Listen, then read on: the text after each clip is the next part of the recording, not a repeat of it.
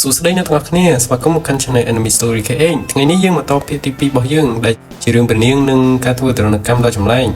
កុំឲ្យខាតពេលយូរតោះមកទស្សនាការសម្ដែងរបស់ខ្ញុំទាំងអស់គ្នាតែកុំភ្លេចជួយ Subscribe និង Like ម្នាក់មួយផងណាអរគុណចូលមកដល់វគ្គនេះយើងឃើញថាមេស៊ើបអង្កេតតូតារ៉ាមិនបានធ្វើទរណកម្មដោយខ្លួនឯងទេដោយតូតារ៉ាបាននាំមនុស្ស2នាក់មកធ្វើទរណកម្មជំនួសម្ដងដោយអ្នកទាំងពីរមានឈ្មោះថា Yuki និង Inki ដែលគេមានវិធីសាស្ត្រក្នុងការធ្វើទរណកម្មព្រេងនាងរបស់យើងដែលឈ្មោះ X បានសើចចំអកហើយនិយាយទៅកាន់តូតារ៉ាថាអត់សមត្ថភាពហើយមែនទេបានយកអ្នកផ្សេងមកម្ដងយើងសូមប្រាប់គ្មានផ្លូវឈ្នះព្រេងនាងរបស់យើងទេពួកព្រេងនាងយើងបានឆ្លងកាត់រឿងរ៉ាវជាច្រើនដែលនឹកស្មានមិនដល់អញ្ចឹងគ្មានសង្ឃឹមថាពួកឯងអាចយកឈ្នះព្រេងនាងរបស់យើងបានទេដោយការធ្វើទរណកម្មបែបនេះអ្នកទាំងពីរបានយកទូរទស្សន៍ដែលមាន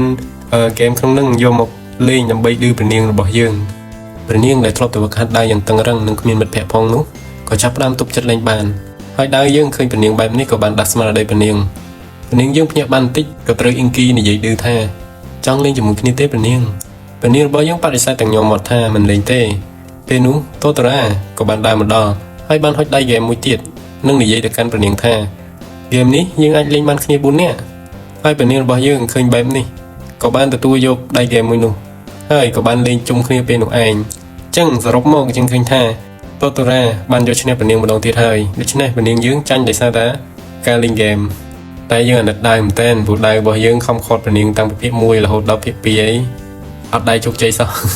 នៅពេលដែលអ្នកទាំង4លេងហ្គេមចប់ព្រេងនាងរបស់យើងក៏បានទៅសុំឆាតរបស់ Yuki និង Inki ដើម្បីទំនាក់ទំនងគ្នាពេលក្រោយទៀតយីលយទេណាអ្នកតោះមានទូរស័ព្ទប្រើទៀតសំខាន់មានឆ្លៀតសុំឆាតគ្នាទៀតដឹងប្រហែលជាមានឈុតក្រោយប្រហែលជាអាចជួបគ្នានេះពួកអីសុំឆាតចឹងហ៎ចង់ដឹងថាវគ្គបន្ទាប់នឹងមាន2នាក់នេះអត់ឥឡូវយើងមកបន្តឈុតថ្មីរបស់យើងមួយទៀតតែលើកនេះតូតារ៉ាបានហៅកញ្ញាគូរូរូដែលជាអ្នកបង្វឹកខ្លាឃ្មុំម្នាក់មកធ្វើទរណកម្មព្រេងនាងម្ដងនាងបានយកសត្វខ្លាឃ្មុំទៅកកដ៏សែនខ្ជូតមួយក្បាលដែលឈ្មោះ Yuki ដើម្បីយកមកធ្វើទរណកម្មលើព្រេងនាងចុំគេធ្វើទរណកម្មមកយ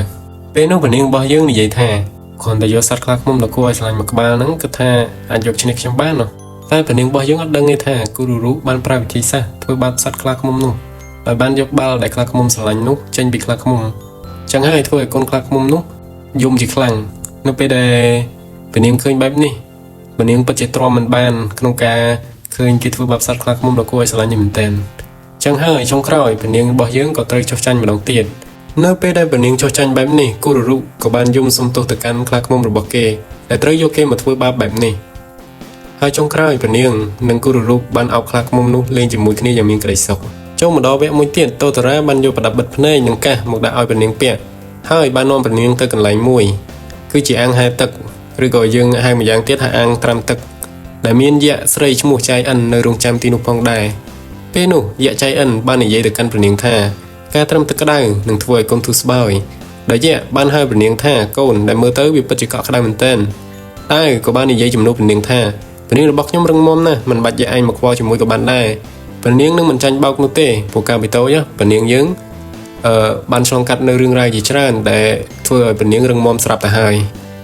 យយក្សនោះបាននិយាយទៀតថាកុំបង្ខំខ្លួនឯងអីកូនមកនេះមកកូនមករកម៉ាក់មកយក្សនោះបានអោបព្រេងនាងថ្នមនិងខ្សឹបដាក់ព្រេងនាងថាកូនធ្វើបានល្អណាស់កន្លងមកចូលកូនកុំគិតច្រើនសម្រាប់ខ្លះទៅកូនព្រេងនាងដែលខ្វះភាពកក់ក្ដៅតាំងពីតូចក៏ស្រក់ទឹកភ្នែកហើយហៅយក្សនោះថាម៉ាក់កូនមានក្តីសុខណាស់ចុងក្រោយព្រេងនាងរបស់យើងក៏ត្រូវចុះចាញ់ម្ដងទៀតការធ្វើទរណកម្មក៏បានបន្តមកទៀតតូតារ៉ាបានយកនំគូគីកូរ៉ូឡាដែលមានរូបស្វាប្លែកមកធ្វើទរណកម្មព្រេងនាងម្ដងពេលនោះដែលក៏សើចហើយតបទៅកាន់តូតារ៉ាថាព្រេងនាងធំធាត់ឡើងជាមួយនឹងអាហារល្អហើយឆ្ងាញ់ដែលកាលពីតូចព្រេងនាងត្រូវបានមើលថែដោយលោកជីម៉ូជីដូច្នេះនាងគិតថាគ្រាន់តែនំប៉ុណ្ណឹងអាចធ្វើឲ្យព្រេងនាងបានមែននិយាយមិនទាន់ផុតពីមាត់ផងព្រេងនាងរបស់យើងក៏លន់មកថាទំនងដល់ហើយដែលមានការកៀងក៏ហួសចិត្តនឹងព្រេងនាងជាខ្លាំ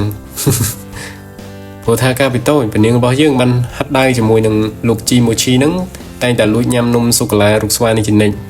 ហើយព្រេងនាងរបស់យើងចូលចិត្តខ្លាំងមែនទែនដូចនេះហើយបានតូតារ៉ាយើងអាចមានឱកាសឌឺទៅកាន់ព្រេងនាងតូតារ៉ាបានយកនំសូកូឡារូបស្វានោះមកញ៉ាំម្ដងមួយនៅមុខព្រេងនាង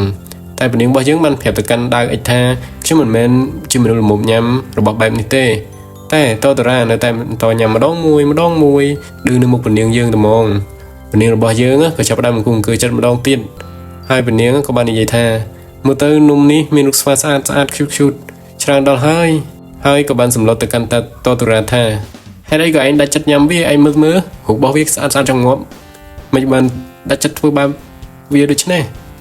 តែតទូរ៉ាធ្វើនេះគ្រាន់តែចង់ញ៉ាំដែរតែប៉ុណ្ណោះ ព្រោះអីគេបញ៉ែមឌឺអីណាគេមិនឃ្លាន ចុងក្រោយពនាងរបស់យើងក៏ចោះចាញ់ម្ដងទៀតហើយបានសរសើរនំគុកគីនោះថាឆ្ងាញ់មើលរូបស្វានេះចោះខ្ជូតដល់ហើយចុងក្រោយយើងឃើញថាពនាងរបស់យើងបានចោះចាញ់ម្ដងទៀតហើយ គ្មានថ្ងៃឈ្នះសោះពនាងយើងនិយាយទៅក្នុងរឿងនេះយកតាមម្ហូបមកធ្វើទរណកម្មពនាងយើងចាញ់អូតូហ្មងហើយតួអង្គដែលត្រូវអាណិតជាងគេគឺដៃរបស់យើងនេះហ្មងខត់ពនាងមិនដែលបាន ហើយភាគ2របស់យើងក៏បានមកដល់ទីបញ្ចប់ផងដែរចឹងនឹងថាភាគទី3នឹងមានរឿងអ្វីកើតឡើងកុំភ្លេចរងចាំតាមដានទស្សនាទាំងអស់គ្នាណាហើយកុំភ្លេចចុច Subscribe និង Like ឲ្យខ្ញុំម្នាក់មួយផងអរគុណបាយបាយ